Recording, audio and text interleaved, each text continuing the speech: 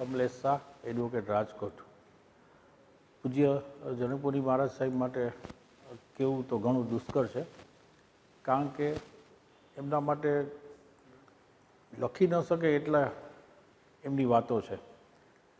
મારી સમજણ મુજબ એમણે એક એવી વાત તો કરી હતી જે મને હજી યાદ છે કે સમજણ મુજબ જીવતા શીખો. આ નાનકડી વાત છે પણ એટલી બધી ગંભીર વાત છે કે દરેક વ્યક્તિએ પોતાની સમજણ મુજબ જીવવું જોઈએ, જેનાથી તમારા જીવનના ઘણા બધા પ્રશ્નો છે હલ થાય. ગુરુદેવના દર્શનનો ઘણી બધી વાર લાભ મળ્યો છે.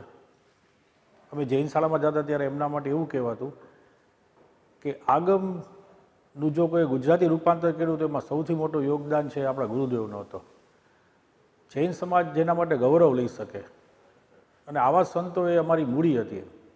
અને એમની નિષ્ઠામાં કેટલા સાધુ સાધુજીઓ તૈયાર થયા, એમણે અભ્યાસ કર્યો. આજે આખું ગોંડલ સંપ્રદાય છે એ જુઓ તો એમાંના મૂળમાં જુઓ તો પૂજ્ય ગુરુદેવ છે.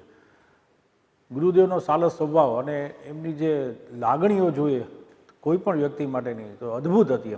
એમની આંખોમાં જોઈએ તો તમને એમ થાય કે બસ એમનો પ્રેમ મને મળે એમ.